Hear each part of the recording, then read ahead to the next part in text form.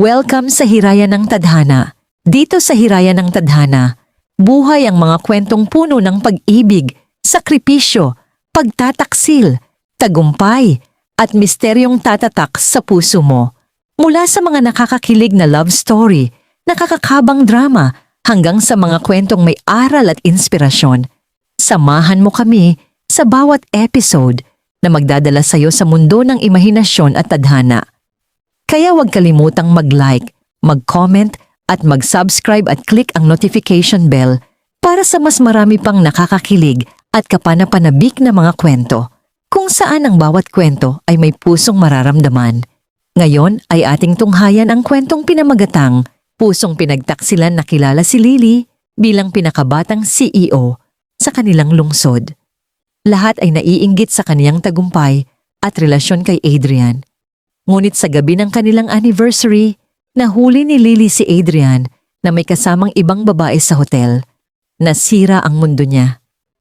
Lahat ng pinaghirapan ko, niloko mo lang, umiiyak niyang sabi.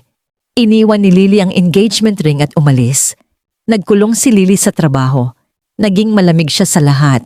Habang bumabagsak ang emosyon niya, unti-unti namang bumababa ang kumpanya dahil sa maling desisyon.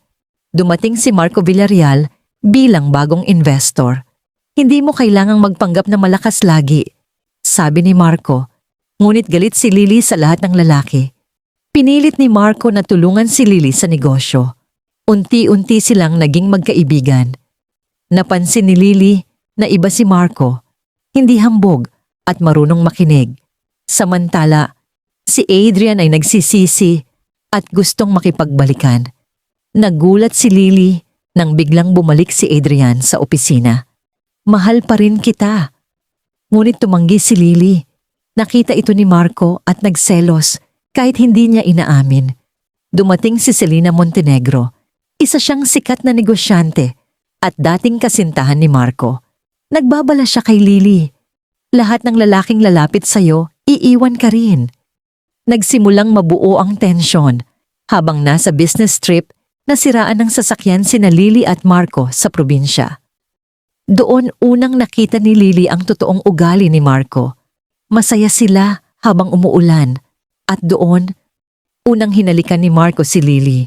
Lumabas sa media ang fake scandal tungkol kay Lily at Marco. Bumaba ang stocks ng kumpanya. Pinaghinalaan ni Lily si Marco. Nasaktan si Marco. Akala ko, nagtitiwala ka sa akin. Nalaman ni Lily na si Selena pala ang may pakana ng lahat dahil gusto nitong mabawi si Marco. Humingi ng tawad si Lily kay Marco. Ngunit biglang naaksidente si Adrian habang sinusubukang iligtas si Lily mula sa paparazzi. Bago mamatay si Adrian, humingi siya ng tawad. Hindi ko na-appreciate ang pagmamahal mo. Napatawad siya ni Lily, ngunit hindi na niya kayang balikan ang nakaraan. Sa opening ng bagong kumpanya ni Lily, dumating si Marco. Handa ka na bang magmahal ulit? Ngumiti si Lily habang umiiyak. Oo, pero sana ikaw na ang huli. Nagtapos ang season isa sa kanilang yakap. Masaya na sina Lily at Marco, ngunit may bagong kalaban, ang Montenegro Holdings na pinamumunuan ni Selena. Plano nitong sirain si Lily. Nalaman ni Lily na may sikreto si Marco. Ang ama pala nito ang dahilan kung bakit nalugi noon ang kumpanya ng pamilya ni Lily. Galit na galit si Lily. Lahat ba ng lalaki sa buhay ko manloloko? Iniwan niya si Marco. Nakipagsabwatan si Selena kay corrupt investors upang pabagsakin si Lily. Unti-unting nawawala ang kumpanya ni Lily, hindi sumuko si Lily. Muli siyang bumangon at ipinakita sa board members na kaya niyang iligtas ang kumpanya.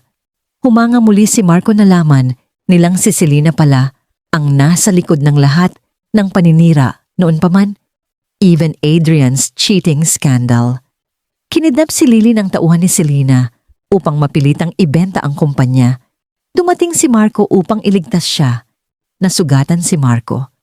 Habang nasa ospital si Marco, hinding-hindi kita niloko, Lily. Minahal lang talaga kita. Umiyak si Lily at niyakap siya. Sa isang malaking board meeting, nailabas ni Lily ang ebidensya laban kay Selena. Naaresto si Selena dahil sa fraud at kidnapping. Makalipas ang 1 taon, mas lalo pang lumaki ang kumpanya ni Lily at Marco. Ikinasal sila sa isang beach wedding kasama ang kanilang pamilya.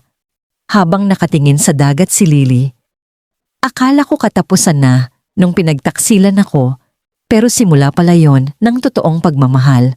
Wakas, at dito nagtatapos ang ating kwento dito sa Hiraya ng Tadhana. Maraming salamat sa inyong walang sawang panonood at pagsuporta.